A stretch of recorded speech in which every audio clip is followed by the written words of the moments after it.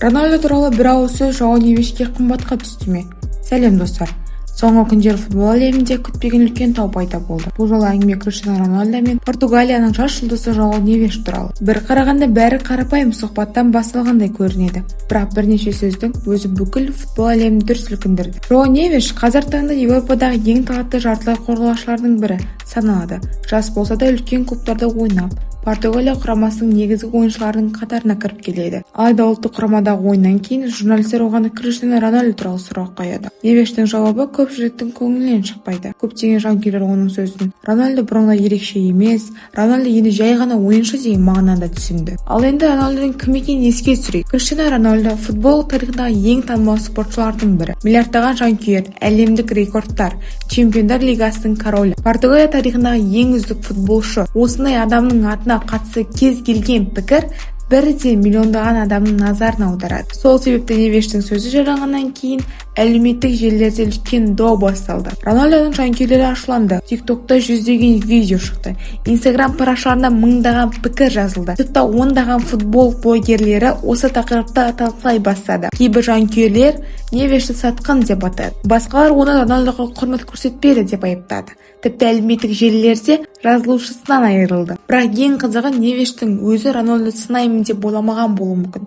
Бірақ ол қатты айтты. Өткеннен кейін көптеген сарапшылар оның сөздері контексттен шолынып алынғанын айтты.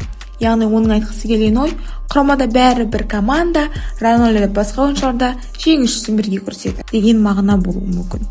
Бірақ әлеуметтік желілерде жағдай басқаша жұмыс істейді. Бір сөйлем, бір үзінді, бірнеше секундтық видео, бүкіл интернет сен туралы пікір қалыптастырып қояды. Бұл бірінші рет болып тұрған жоқ. Бұған дейін де көптеген футболшылар Роналду немесе Месси туралы айтқан сөздер үшін сынға ұшыраған. Өйткені олардың жанкүйерлері өте көп. Кейде тіпті ойыншылардың өзінен де көп әсер етеді. Ал енді сұрақ. Неліктен Роналду жанкүйерлері осындай күшке ие? Жауап өте қарапайым. Роналду 20 жылдан астам уақыт бойы әлемдік футболдың шыңында жүр. Бірнеше буын оның ойынын көріп өсті. Көптеген адамдар үшін Роналду тек футболшы емес, ол еңбекқорлықтың символы, ол мотивацияның символы, ол дисциплинаның символы. Сондықтан жанкүйер оны қорғауды өздерінің міндеті деп есептейді.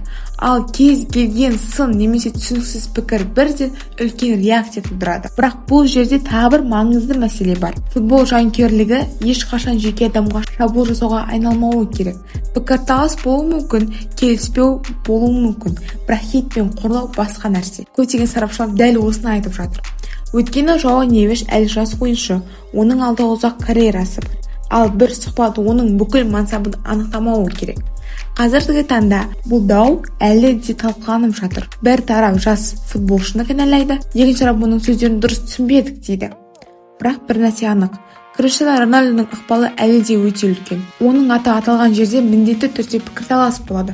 Ал сіз қалай ойлайсыз? Жас ойыншы шынымен қателесті ме? Әлде жанкүйер оның сөзін дұрыс түсінбей қалды ма? Пікіріңізді комментарийге жазыңыз.